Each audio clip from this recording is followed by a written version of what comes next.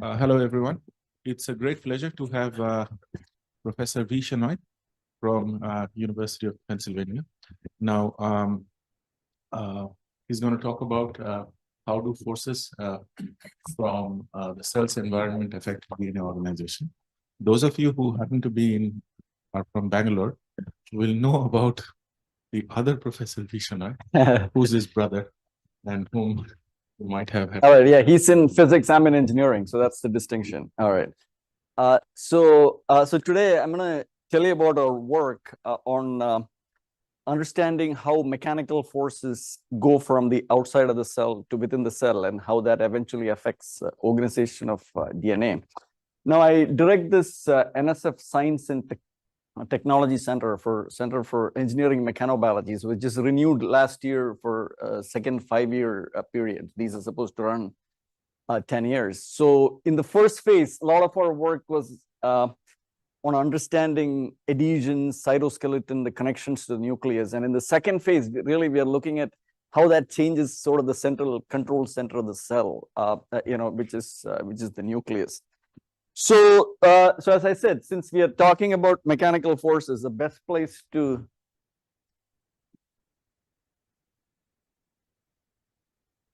okay, I'll just use this, but even that doesn't move. Okay, very good. So best place to start is looking at different organs in the body and look at their stiffness. So of course we know a lot of the structural strength of the body comes from the bone. So bone is really stiff. On the other hand, probably the most important part of the brain, that's sort of soft. Brain is more like the brick.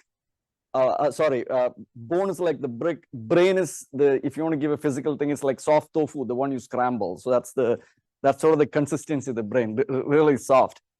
And so now you have all of these stiffnesses in between. Now you ask yourself, where is the stiffness coming from, right? In a tissue, you have cells, you have fluid, and more importantly, you have collagen. So Paul Jamni and I, so a few years back, we looked at sort of the stiffness of different different tissues. And in fact, there's a lot of collagen in the bone, very little. In fact, no collagen in the brain at all, right? Now, what has this to do with chromatin organization in cells? So if you think about cancer, then you may have let's say you have a triple negative breast cancer cell in the breast epithelium. So that's pretty soft, 500 Pascal. Then to invade and go to other organs, it has to then go into the stroma. That in that scale of things is a little bit in that 6 orders of magnitude. It's here. Then it has to go into the blood vessel. Then it might end up in the bone where it is really stiff, or it might go somewhere else where. So the same cell has to really see all these changing microenvironments, right? So we are in the second year of this. We are part of the Metastasis Research Network funded by the National Cancer Institute. So the question we're asking is, the main goal is to use mouse models and inject cancer cells and sort of follow them through the metastatic cascade, and then get them when they are in different organs, do RNA-seq and those sorts of things. So really the same cell is going to see these different environments. So how do they adapt? And adaptation really involves changes in chromatin organization. Now, the cancer cells also have to move through the extracellular matrix. And in that process, this is a device where we can study these things. Yeah. So focused on lots of other things changing.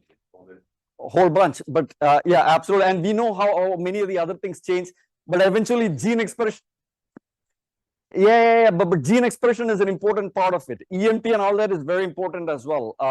I will talk about that a little bit, but this, you got to pick something to talk about. So today it's chromatin. Okay, so it's downstream effects can be EMT. No. Yeah. No, absolutely. So in fact, for a cell to move, it needs adhesion, it needs contractility, all of that, right? All of that. So we want to study the kind of the crosstalk between all of these. So a lot of used to know if you get independently pick up one of them and explain everything, or you really have to talk about all of them together. Together would be the nothing in biology is independent, right? Everything kind of depends on the other, right? All right. So here that movie sort of it has to really cells have to really squeeze their nucleus. So in that process, your chromatin is going to change, right? And that's going to change gene expression, right? So that's important. The other important thing, is that cells, when they are sitting in tissues, also feel, here it's moving through these pores. But if you take diseases like cirrhosis, right? Cirrhosis actually follows. So currently, there's a lot of cirrhotic patients who have non-alcoholic fatty liver disease. So as we are eating more and exercising less, cells in our body are accumulating fat. So these green things that you see are lipid droplets. And so they compete for real estate in the cell with the nucleus. And their interfacial tension is high enough that they indent the nucleus. Yes. Yeah. Oh, there's glucose on the other side. So there's food. Yeah. We give a gradient, strong enough Q that it moves. Yeah. Absolutely. Yes. And so here too, there are compressive forces that the cell sees. And here I'm going to show you data that these cells actually de-differentiate, and it has to do with the change in chromatin organization. Yes. Blue is the nucleus. Yes. DAPI stained. Yes. The other thing is, if you look at your iPhone, I think the third ring is I've stopped wearing my iPhone. It kind of reminds you that you didn't run enough but one of them is you got to stand up and down, right? So when you sit down, you can actually make an estimate of how much forces your connective tissue cells are feeling. It's 2.6 micronewtons roughly, which is much more than a lot of the cellular forces, the cytoskeletal forces, etc. And that has important implications as well. So forces are really important in health and in physiology. So going back. So today, what I'm going to do is the first part of my talk. We are going to be looking at a simple model system where you can take a certain cell and put it on a substrate of a certain stiffness. So everything is the same except the stiffness the cell is seeing. And so here, so going back to what Jose said, we will look at adhesions, cytoskeleton, all of that, right? We'll look at all of that. But those adhesions are tightly coupled to what's going on in the nucleus. Now, there's something called epigenetic regulation. If you're not familiar with it, I'll explain to you what that is. So a lot of this adhesion and cytoskeleton impact epigenetics. So that actually will change the way chromatin is organized. You kind of feed back into this. And so here, these are high resolution images. Again, better images to come in a second, where these very dark regions are regions of compacted chromatin. And also you see chromatin goes and tacks itself against the wall of the nucleus. So that happens too. And this really depends on whether you're in stiff environment or a soft environment. So I'll talk about that. And in particular, what we really want to understand is where do these length scale emerge? So there are these chromatin domains of certain length scale. What is the thickness of these layers? How are they distributed, etc. So when we looked at these things, that was the first physics thing that came to our mind. And so quite a bit of that is published. One paper should come out relatively soon. The other work, so I set up a wet lab 2 years ago because a lot of the simple experiments I want to do, I'm not trying to solve cancer, right? We're trying to study applied physics to biology. So so I've set up my own lab. So here, these are some data from our lab. So now we also look at dynamics, meaning you put the cell on a substrate, and we have some magicians who can shine light and make it stiff soft. So you can actually see how chromatin organization evolves in time. So in relation to this, we'll see the chromatin dynamics is glossy. There's a lot of nucleation events and. This is an imaging of, I have better images, H2B, histone, density histones, yes. All right, then finally, time permitting, I don't know, I'm not sure I'll get here, but we look at the effect of compressive forces, including this paper on the hepatocytes. All right, very good. So as I said, for those of you who are not familiar with this kind of field of mechanobiology, the way you keep everything else the same, but only change the stiffness is you take a hydrogel, and then you coat it with certain density of ligands or kind type, etc. And then put it on a glass substrate. Now here, the difference between this and this is that this is thicker. So this is seeing something softer. That's seeing the effective stiffness that the cell is seeing is stiff. everything else is the same because you just connect the glass through the same density of ligands. Now with this, I'm going to show the movies in a second, but you already see that here the cell is very well spread out. There are all these stress fibers, adhesions I'll come to next. And also the nuclear shape and morphology are also very, very different depending on where it is sitting. Okay, so here are some better pictures. So this is a cell sitting on something that is stiff. You see that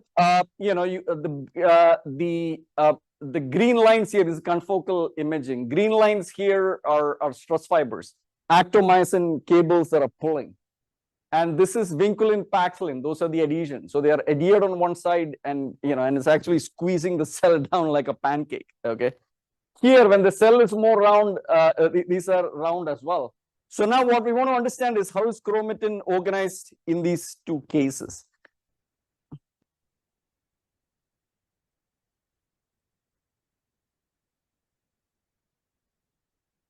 Vinculin and paxillin. Yes. Right. So now this is a very old picture from this famous biochemistry book. It's a transmission electron micrograph of the nucleus. And what you see is that there are regions that are that are bright and dark. And so these are regions of condensed chromatin, and this is heterochromatin, that's euchromatin. So this is pretty much the level you will need because our imaging is going to capture density. So at this level, this is what we need. So now heterochromatin is condensed chromatin, euchromatin is open chromatin. Now, if you draw a cartoon, what this will look like is, so the blue is your double helix, the one you see in textbooks. So since you got to pack a lot of DNA into the nucleus, they are wound around histones, right? And if the histone tails are decorated with acyl groups, then these things open up because those acyl groups, they change, the interactions between histones change, and this thing can open up. And so transcriptional machinery can access this, and this gene will be can be expressed, not necessarily will be, can be expressed. Here, if you change that acyl group to methyl group, then those interactions sort of favor tighter configuration. So that's heterochromatin. Now, what's very important is there are these enzymes called enzymes that can remove the acetyl groups and put methyl groups. In this case, remove methyl groups and put acyl groups. And here the opposite. So histone deacetylase is one such enzyme. Now, these enzymes are what are really crucial for deciding, among other things, whether this is going to be packed or open or closed. Now, what I'm going to show you, going back to your question, is all of the cytoskeleton will affect this sort of balance, and that's going to change the way chromatin is organized. Okay. So I just want to give you an analogy. So every single cell in your body has exactly the same copy of DNA, but they're doing very different things. So if you look at your hand, you have the bone, you have the nerves.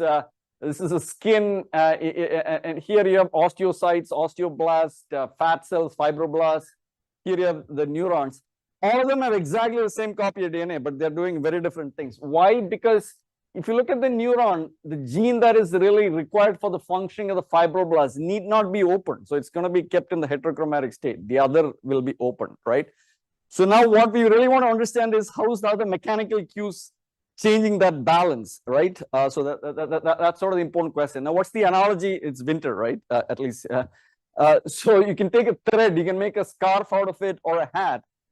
All 3D configuration is different.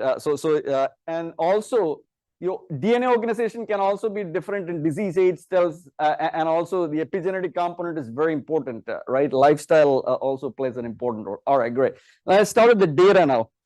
So here, working with Malike Lakarmiali, who's an expert on STOM, and she's trained several of my students to do STOM microscopy.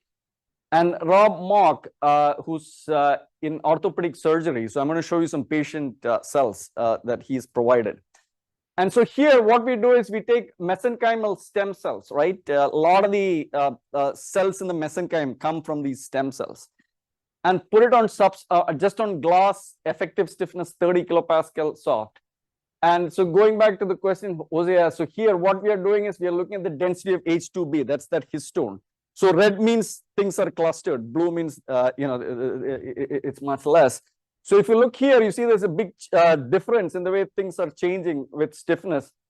On softer substrates here, interior domains are sparse and of larger sizes.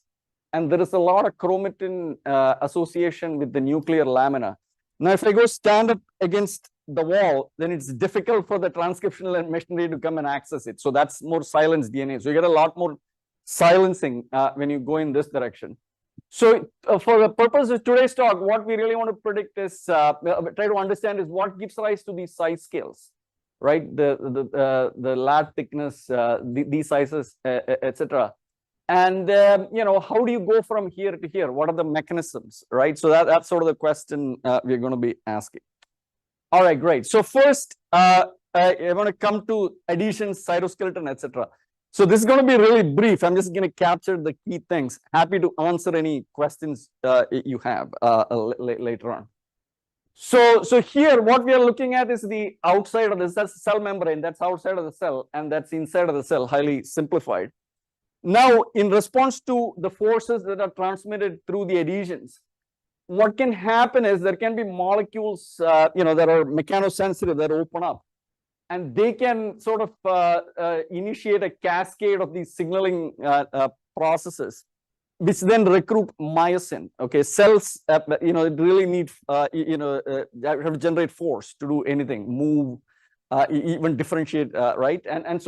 And again, the details are not important. So bottom line, forces can lead to these cascades, and also there can be higher membrane tension. You can get in calcium, do that. So what we really want to predict now is, as the cells are on different substrates, how does the stress fiber orientation change? How does the adhesion, ligation, all of that change? That sort of thing you want to predict, and then start connecting that to the nucleus, because the force generation has to come from there and then eventually go to the nucleus. So the way we do this is we define this tensor, the dipole tensor, which is myosin motors. So this is a force dipole, and they can be aligned in any direction. So that becomes sort of a tensor quantity.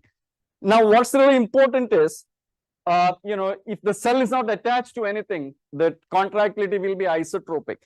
Now, in response to the stress, your contractility can increase. That's sort of, so in other words, if the orientation of stress in a certain direction, the contractility can also align. That's sort of this feedback idea, which sort of integrates all of this signaling, and we can actually connect this to some of these signaling processes.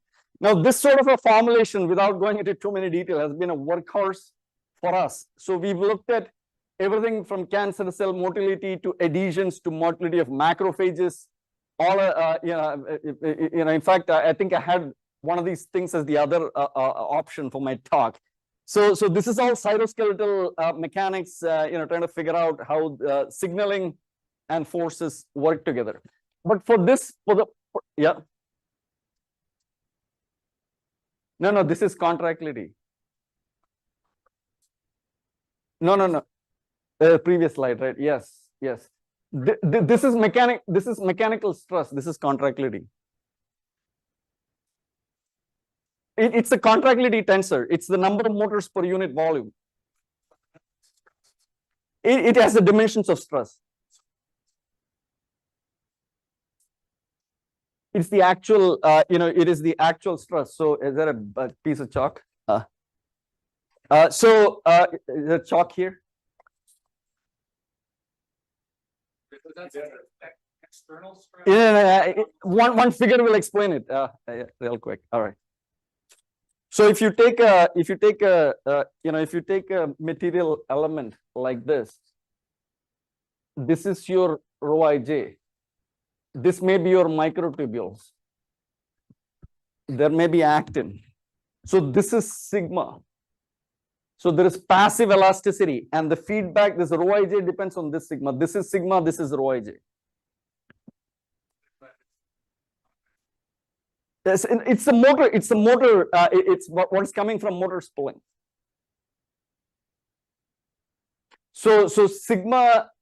So here the stress has to be same. So sigma ij will be rho ij plus whatever the strain is in here, and rho ij itself is related to sigma, so it becomes sort of a feedback.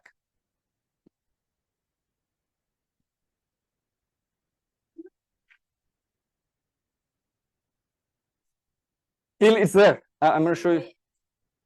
So it has to come through a boundary condition. It has to come on the interface. On the interface. I don't have all those details in here. So the interface, we have additions that can be slip bonds or catch bonds. So the additions have to. Absolutely, absolutely, absolutely. So here, if you start off from isotropic, so these dots that you see, these arrows that you see are the principal directions of the contractility tensor. So in fact, I'm not showing additions here because this was just more for more to build the DNA story. So the additions will be localized here because this is where the highest tension is. And you start off from an isotropic distribution, but because the shell shape is anisotropic, stress is anisotropic, that feeds back on rho, and then you get this very anisotropic distribution. Yeah. No. So here what I'm doing is I'm letting the cell spread and then let the additions form. A glass. So there's no active force. There is active force. There's active force. This equation is implemented. This equation is being implemented. Motors. But why? Oh, why? Because exactly for this reason. Exactly for the reason that depending on what the additions are doing, you will upregulate recruitment of myosin. There are myosin motors floating out. Yeah. Food is going to spread. It's going to spread. Here, food is not the concern. The concern is how much force is generated. That is the concern here. So here.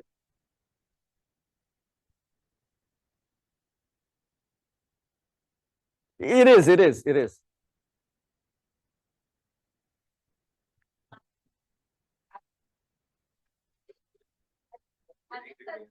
It's in here, because this was not the focus here. I mean, I can get, so there are integrins at the interface here.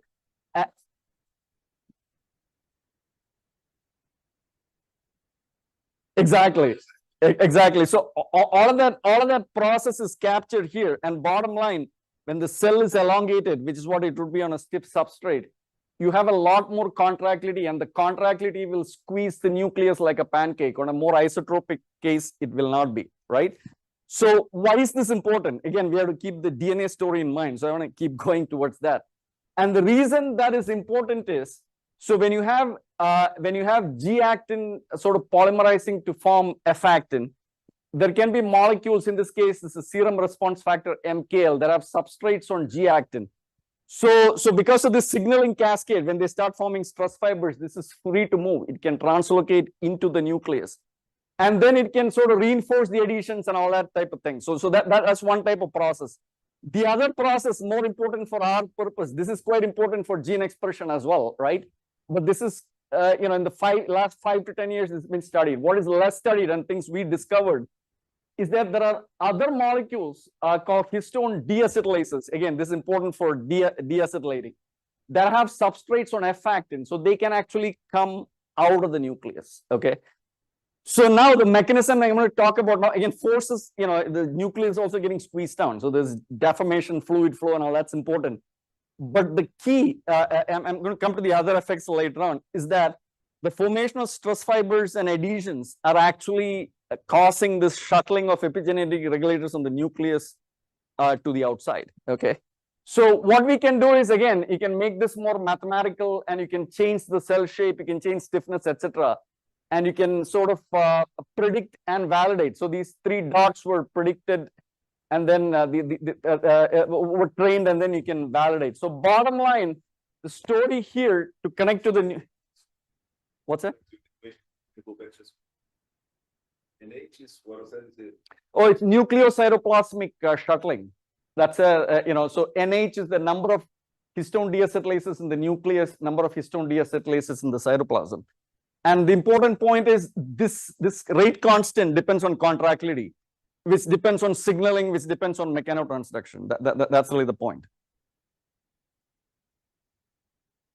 All right, so long story short. Yeah. Acetylation will come in now. Acetylation come in now. Okay, great. So the story is that substrate stiffness changes actomyosin activity. is an active process. With gen changes shuttling of epigenetic regulators. And now what that can do is, now for folks who worked on chromatin organization, this is of course very, very familiar.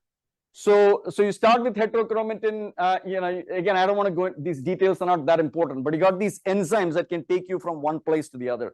Now what happens is on soft substrates, you have more HDAC and another thing called EZH2. These are in series. So in fact, EZH2, we also saw in this recent paper, is also higher, right? And it's because of they have attractive interactions with the chromatin. So having said this, what we now want to do is we have an acetylation rate, we have a methylation rate. We want to take this and predict chromatin organization in the simplest possible way. And the simplest possible way is if you look at these images, of course, we are doing RNA-seq, high-C and all that stuff. But for this talk, we'll just do simple things, try to understand these images.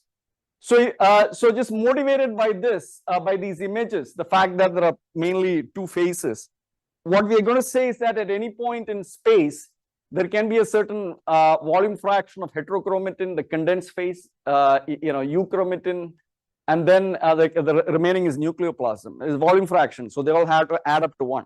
So how many degrees of freedom do we have? 2. Okay, I'm going to pick them. So one of them is going to be the amount of water, and the other is going to be this difference, which is like an order parameter. I'll come to that. So in addition to this, what we will do is we will include chromatin interactions and attractive interactions of chromatin with the nuclear lamina. So we include that. And more importantly, we will include kinetics of methylation and acetylation, which will flip these things. Okay. And this is what's going to break detail balance and going to give you interesting physics. And so based on what I've told you, this really depends on stiffness. So stiffness is a direct kind of connection on this. All right. Now, so what we really want to do is we want to do spatio-temporal organization. We want to predict where all these things are spatio-temporally, right? As I showed, we have dynamic data too. That's what we want to do. So to do this, you got to start with an energy, right? So as I said, we have what we're going to pick is the amount of water, which is 1 minus DNA. DNA is going nowhere. The amount of DNA in the cell is fixed. Okay. The second is the difference between hetero and euchromatin, called CD, so the difference. And so that's going to be the order parameter. If it is 1, it's going to be heterochromatin. It's going to be -1, it's going to be euchromatin. All right. And so what we're going to do is I'm just going to postulate an energy landscape. It can be justified, but I'm not going to do that now because the interest is in understanding the role of the reactions. So I'm going to write an energy, and then you got to penalize gradients.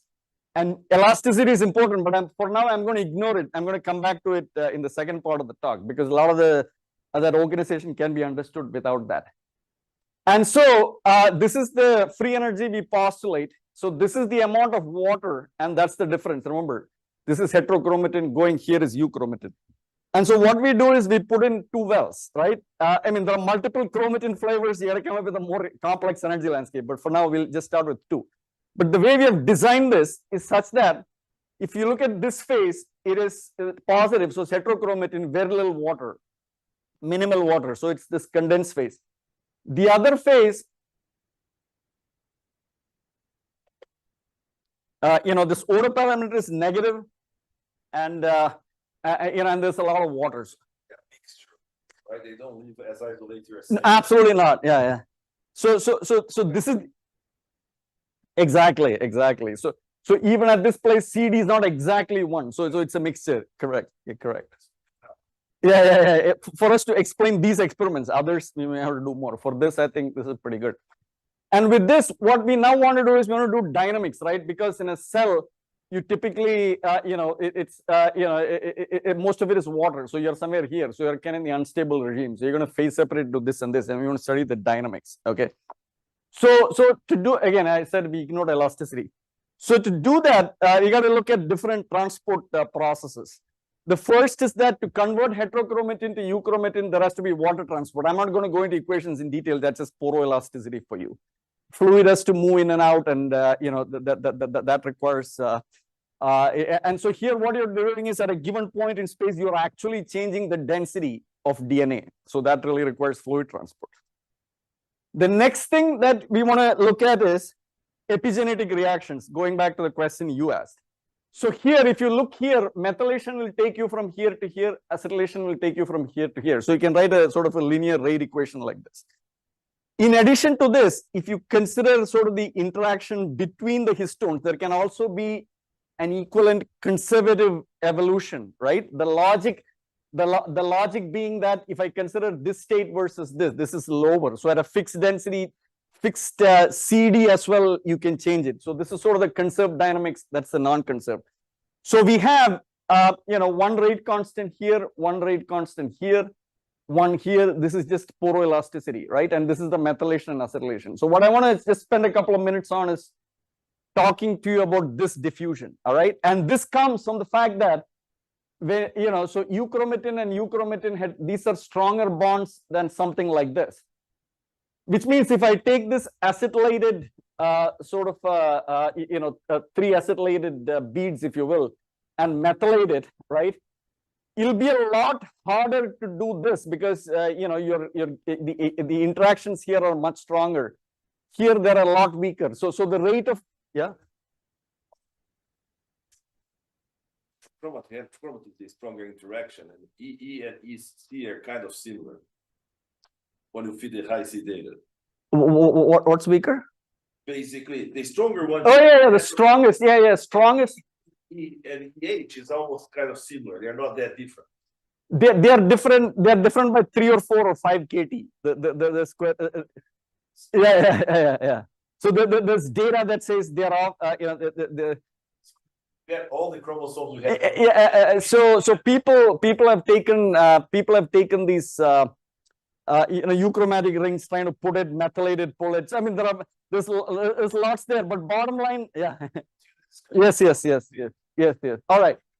So bottom line, what I want to say is that if the reactions are neighborhood dependent, you will get a reaction term, and then you will get a diffusion term, and the logic of that diffusion term is that like neighbors want to be next to each other. In fact, here it's primarily going to be heterochromatic diffusion. That's what it's going to be in the model. So your point is well taken, but I'm not 100% sure that. No, absolutely. In fact, that's exactly what it is. So if you have a configuration, like this, yeah. So bottom line. So we have a reaction term, and effectively the reactions themselves. I think I missed it here. Reactions themselves, the delta gamma. You're right. So when two things are methylated versus one is not methylated, that energy is kT, and that is really what comes in here. I agree. I totally agree. So what that will do is that will also give you an additional diffusion term. All right. Now let's see what morphologies this gives. So you got to set up the straw man, right, before you knock the straw man down. So here, if you didn't have any, so if you didn't have any reactions at all, right? So if I'm here and if I had a homogeneous state, clearly this can phase separate, but that's nothing new. Studied for 50 years. It's going to spinodally decompose depending on the energy landscape, and then eventually interface are there, so it'll coarsen, right? Now let's see what happens when you put in the reactions, right? So the reactions when I put in reactions, there are 2 things that will happen. Along the chain, randomly you can have this methylation, acetylation, and the methyl groups also like to come to each other because of that diffusion kind of process that I said. So that's the competition we're going to study. All right. So just some very simple math. If I take this equation, right, and if I'm in steady state, this goes away. This is a surface term. In steady state, there's no flux. Immediately you see that the net amount of heterochromatin that you have is decided by the methylation rate to the acetylation rate and also the amount of water. So having different amounts of methylation and acetylation rate is going to change the net amount. That makes total sense, right? So this is not equilibrium. This is all stuff, right? Had it been in equilibrium, it would have been the e to the delta E and all that. This is not that. This is all exactly. All right. Okay, so now with this, we actually let the system evolve. And so with increasing methylation, you get more red. But here, what you see is you see the fact that the polymeric nature is through the free energy. if they change a little bit? We can absolutely talk. We have done full polymer simulations with the kind of simple models, and they show the same thing. Yeah. Now I'll finish with that. So polymeric nature can be taken into account, but this still works. So the bottom line is, let's focus on this. This is probably not physiological, low methylation. So you start getting these size scales. So the next thing I want to do is where these size scales emerge from. These are not coarsening. All right. So in this phase diagram, typically you're somewhere here, right? That means the homogeneous state is decided by sort of the methylation to this ratio. You're here. So you can be homogeneous, or you can nucleate one of these phases and see how that nucleus grows. So if you put in a nucleus here, right? So this is here, far field. You are here, and immediately outside of that, when you phase separate, you go to that other phase. Okay, so what that will do is, so there will be a diffusive flux that will drive heterochromatin towards this. So you have this euchromatic region, and there's very little heterochromatin there. There's going to be a diffusive flux that will drive it there, and that will lead to the growth of this. But remember, in steady state, that's what you should get. So the more bigger you grow, the acetylation would want to push it out of this well. So there are two things that are happening. There is diffusion that is feeding this, right, because of the far field condition and phase separation, and there is the acetylation that is trying to push things out of it. And that is what decides the steady state rate. Now, this was all qualitative. We can make it very, very precise mathematically. So the idea is that if you have a standard phase separation problem, then if you look at the rate of growth of this radius, right, then we know that if things phase separate, that lowers the energy. So there will be a growth that goes like like this diffusion constant times 1 over r. Interfacial energy does not want it to grow, so there will be that kind of opposite term with a different power of r, right? Very standard stuff. So if you now draw the growth rate versus size, when you equate this, there is a critical radius that you will get, below which this will shrink, above which it will grow. Okay. Now imagine what the reactions are doing. The reactions, of course, the diffusion part is there, but the bulk phase itself is not stable. There is an acetylation rate that's trying to push it out. So you put that new term in there, what's going to happen is that this curve will veer and then give you a stable radius. This is analytical, ignores interactions and a lot of things, but at least it gives you something to start testing your theories. So the size of these domains is decided by the this diffusivity that I talked about and the reaction rate. Diffusivity is meters squared per second. Reaction rate is 1 over second. Meter square, 1 over second, meter square. Take a square root, that's the length. So the length is fully kinetic, right? And we know that this methylation rate, etc., depend on stiffness. So when you go on stiffer substrates, you get smaller of these that are distributed like this. Again, this was that was the theory, and we did a bunch of numerical simulations, and the agreement is reasonable. So here at least we understand the sort of the sizes, but what we do not have now is the LAD. So that's what I want to do next.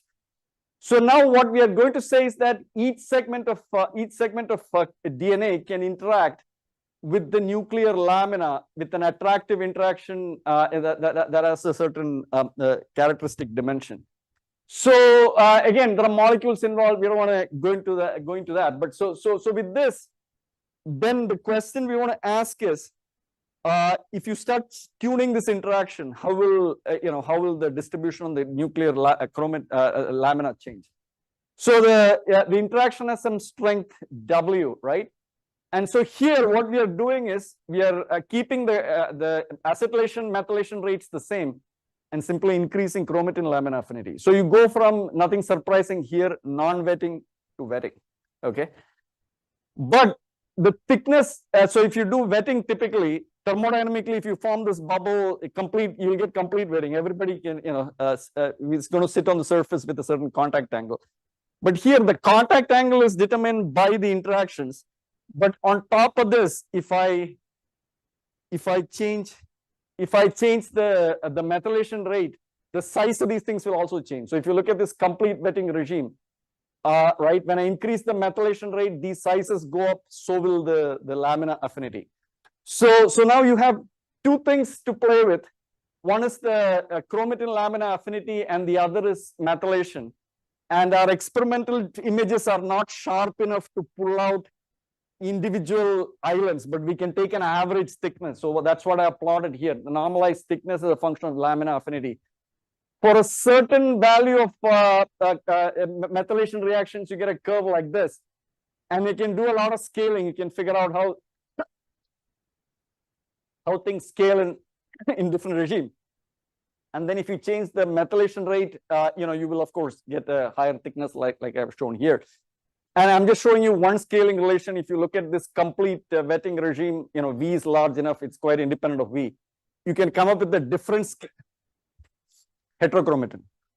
That here is heterochromatin, yeah. And the reason you got heterochromatin is exactly, on a cold day, it's ice or water that will form on the. Square is what? Oh, this is a simulation box. This is a simulation box. Yeah. So we have only a wall here, and I'm just showing you a section of the simulation box. So this is the nuclear lamina. That is the interior. So where's the Lamin interaction here? It's here with this wall. Oh, With this wall. Yeah. We have some circular. We have done the actual things as well, but it is much more illustrative. All right. So now we can actually compare what we are seeing with experiment, in the sense that on a stiff substrate, you have decreased methylation, and decreased methylation means you will get much less nuclear associated lamina, and you will get these domains that are smaller in the stiff case. Now, the other thing which I've been talking to our friend here is we've been working with a machine learning person who can actually automate these phase field simulations. They're quite expensive. And then combine that with the images and try to extract some of these parameters. We've done that. I'm not going to go into it. If you're any interest, I'm happy. I have slides I can show you later, right? And so training some of these things takes a week. So you do no phase field simulations, or theory for that matter. We can directly train the depot net. I think that's what it's called. Yeah, I'm not very knowledgeable about this.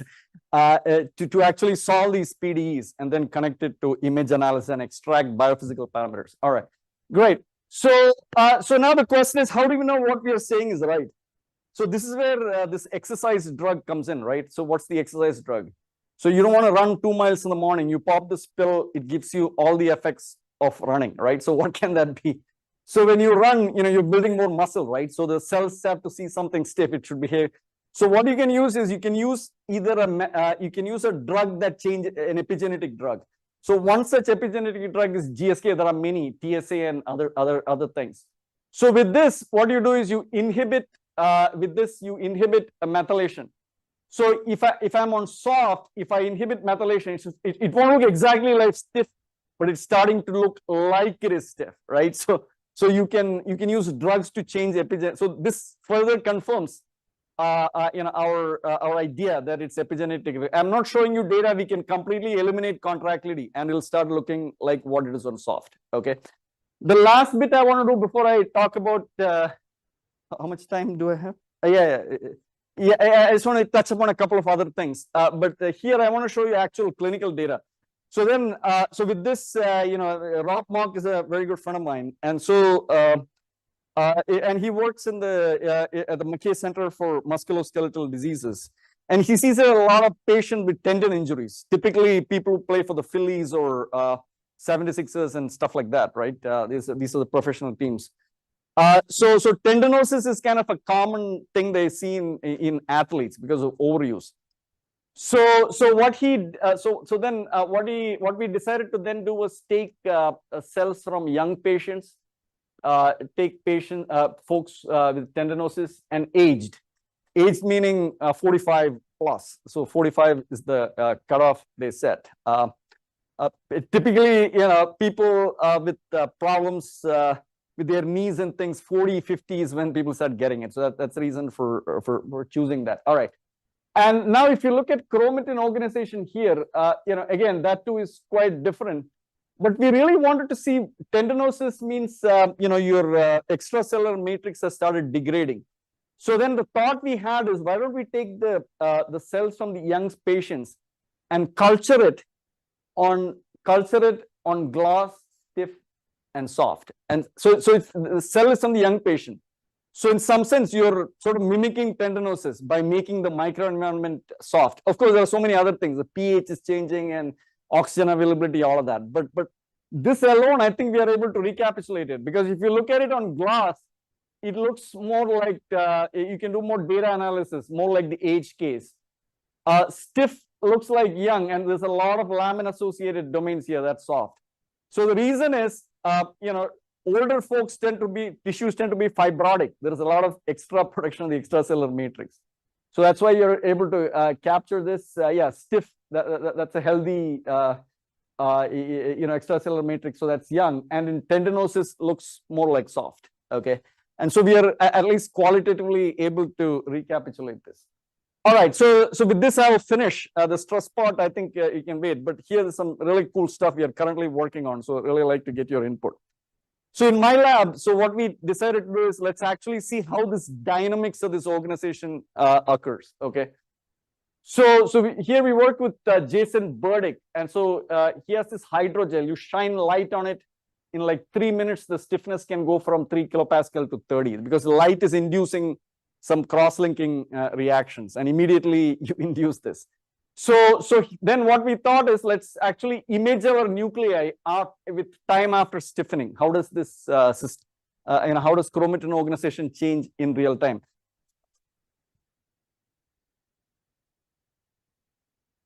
Those crosslinks can't go back, but he has actually some other crosslinks there. When you shine light, they come off. So he can sort of, so there are two families of crossing. One that actually form with light and the other break with light, and by tuning the relative fractions of these. So that it's all work in progress. So this is the only thing we have now, right? So we want to fully do hysteresis. That's really the goal. I don't know how much, how far we'll be successful. But here, the other caveat here is, this is not real-time imaging, right? Because in our storm microscope, you got to fix. So while you're not looking at the same nuclei here, here you keep it for 1 hour, fix it, go image, that sort of thing. So they're not the same nuclei, very different nuclei. But statistically, you can just by looking here, right? I mean, you actually see that the domain diameters are decreasing. You just look at the inside, the domain diameters are decreasing. The domain numbers are going up, right? It go from here to here. And the spacing is also evolving, and there's also evolution of lad size. The lads are kind of coming apart. Now you ask yourself, within 1 hour, there are change in condensation levels, but 6 hours or more, the reorganization continues. And now some of my students have gone all the way to like 48. Still, this evolution. So a lot of these processes that are happening. Now, Jose will know very well, methylation and acetylation rates are the minute time scale. So what is really giving rise to, this bigger time scales, all right? So to do that, since we are studying phase separation, there are two types of free energies you can write for phase separation. Yeah.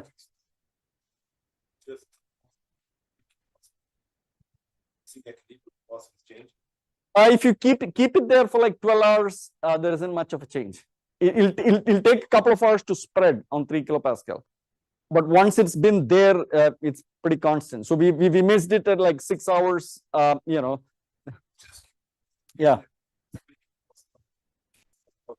Very stiff compared to the cell anyway. So cell is in the kilopascal range. Cell stiffness is in the kilopascal range. 30 is actually quite stiff. Nuclear stiffness is 10 kilopascal. Nucleus is the stiffest organelle in the cell, right? Nucleus is 10. And when people say, so that when people say these things like this, it's like, what's the stiffness of a BMW, right? I mean, that's an ill-defined question. There's so many things within the cell. But if you take the nucleus itself, people have done micropipe, like Dennis Disher has done micropipette aspiration. The numbers typically people put out are 10, and the cell is softer than that. Nucleus is stiff. There can be a cell cortex, which can also be stiff, but that's more in the 3 to 5 kilopascal range. So 30 is stiff. In fact, 30 corresponds to this. If you go, what I thought for the cell, I think you're right. It corresponds to heart. It corresponds to cardiomyocyte. Yeah. All right. So to look at the dynamics here, what we realize, again, as everybody knows, it's important whether you take for phase separation, you can have nucleation or spinodal decomposition. These are two possibilities. So we'll study both. So the blue is the one with spinodal. We start off with a soft case, which is more condensed. and then we go to the stiff case. So in this case, here locally, for the red curve, it is stable, whereas for the spinodal curve, it's locally unstable. So it can spinodally decompose. And then we'll see the final state, of course, is stable for both, right? How do you go from here to here? So we start with the nucleation one, right? So the nucleation one, we start off with these domains, and they just shrink, and basically they are there, right? So unless you start putting in new nuclei, the evolution will stop. So here, once we put in new nuclei, these things evolve, right? And this movie is kind of slow, so I need to speed this up. And in time, you can get more and more nuclei until you get no more nuclei. So this is precisely what we saw. The size goes down, the number goes up, the spacing goes up. Now let's come to the time scales. So the time scale of reactions is like 10 minutes, right?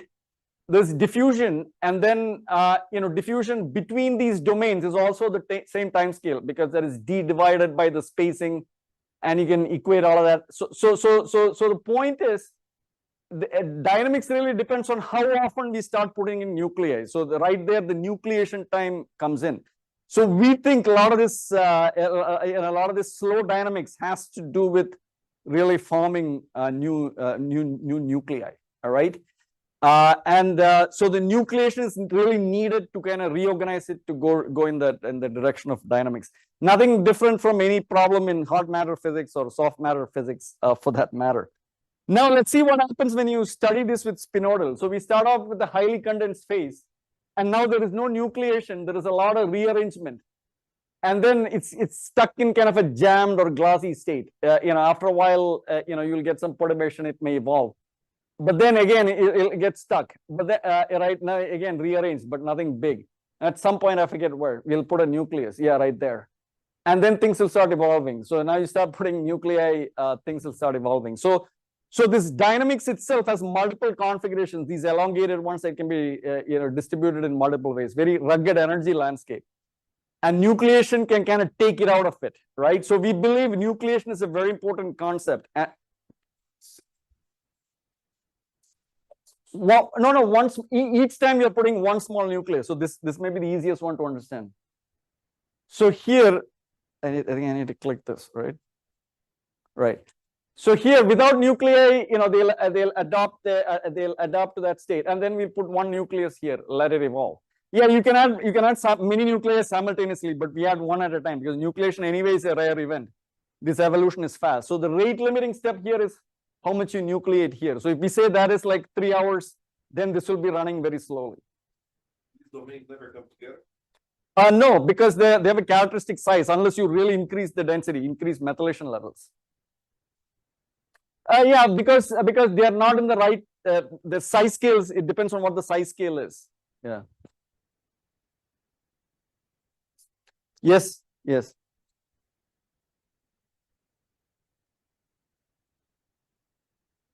We phase field simulation with nucleation introduced by hand. We pick a position randomly, nucleate. And if you keep running this, you put a nucleus, the nucleus will not grow because it's taken up all the material from around it. So at some point, nucleation will stop. And right. All right. So that's the part of nucleation, and we can talk about stress, etc. But I'm kind of running out of time. So since Josie asked about polymer simulations, and I'll just touch upon that. So what we've been doing as far as polymer simulations go is there's this paper from my friend Dave Tirmalai, right? Very simple. We may take your models. I think. So we took a really simple. Yeah. So we took a really simple paper. So the logic of that paper is they look at chip-seq and stuff like that, and then they put every this is to 10 kilobase per resolution. And what they do is, they assign each of these linear. I'm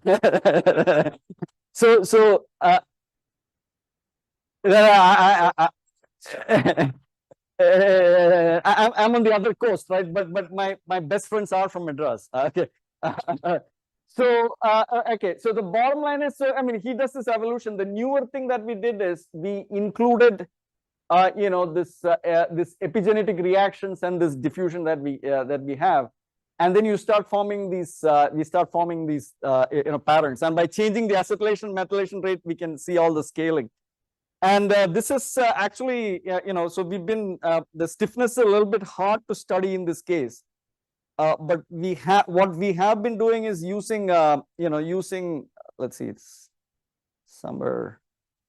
Yeah, so we've been using, some of these high C maps, etc., and treating it with the GSK, TSA, just epigenetic regulation, and seeing how the domain sizes change.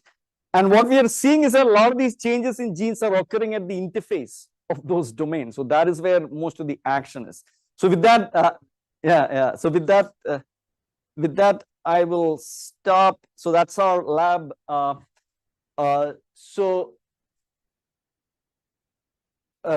want to go to the full mode? Yeah. So, so currently Ayush, so everybody in the red box, Ayush and Monica are working on theory. Josh and Jijan are doing cell culture imaging. Ramin and Vinayak are more involved in the high C and the chip-seq, that sort of work. And a lot of that initial phase field was developed by Xingyu Chen. Xingyu is gainfully employed with the TikTok. So you see what this type of what's that?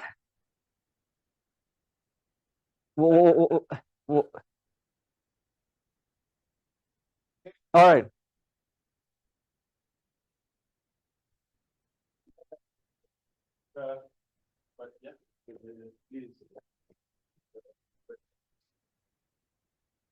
We have it for you.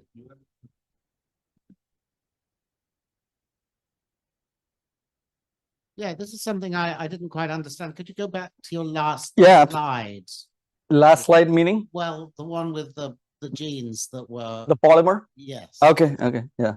So, I mean, I didn't go through it in any detail, but I can, so which part, Maybe, is it that one or is it the next one? I'm just. oh, I see, the data. Okay, all right. So I can, So, no. The simulations. this one?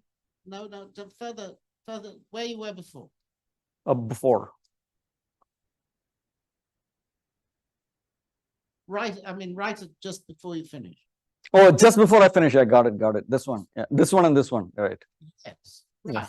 So your previous theory was a kind of phenomenological theory, right? A kind of Yes, Hilliard sort of right, kind of thing. Right, absolutely. Florey, some kind of Correct, absolutely, yeah. Right. And so that's what gives you your domains. Right, that's what gives Right. you, So what gives you the domain? Two ingredients: phase separation and reactions. Those are the two things. Yeah. reactions in some sense, stopping the domains from Coarsening. coarsening. Correct. Okay, and so this is simply a simulation of what you think is going This on. is the simulation of a polymer, and the polymer has red legs, right? Red, blue legs, blue, red and blue. It's potentially chromatin or heterochromatin, and we include reactions specifically. So randomly we change this these beads. Right. So this is a microscope, right? So your previous model, in some sense, was a phenomenological model of what you think. I would say coarse grain model. Everything is phenomenological. Not 10 kilobase. Yeah. Same thing. Yeah. Reaction, looking at DNA base. You're not gonna simulate individual base pair and the whole. Yeah. Yes.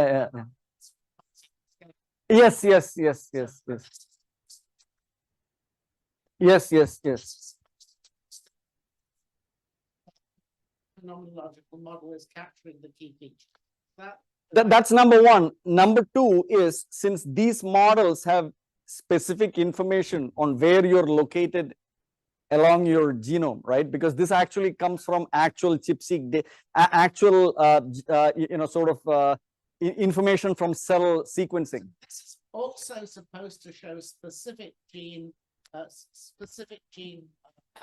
operation. Yes, exactly. To some extent, right? But that's the direction we are heading, right? That's the direction we are heading. So no, so there aren't images, but 10 kilobase pair, yes. not the gene, but Yeah, the gene. yeah. If you want to, so there are these tools called, They're competing. Are you competing? with whom? No, we're all friends. I'm seeing him for the first time actually. Yeah, but I know his paper. Yeah.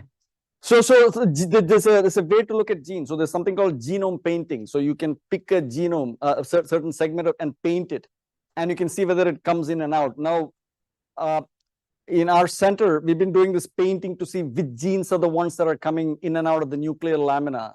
So that can be done, but then that becomes theory. Applied to that may be possible, but that's going to be, you don't have the mathematical elegance.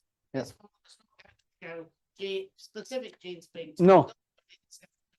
Overall, yes. Might, exactly. Correct. Absolutely right. Yeah. No, totally. Yeah. So when we do our storm imaging, that is not gene specific. You're only measuring H2B density. And now if you start painting genes is where you can now start seeing this gene, but that is just H2B like a broad brush, yeah. Any other questions? Okay, if not, then let's thank Vivek, and he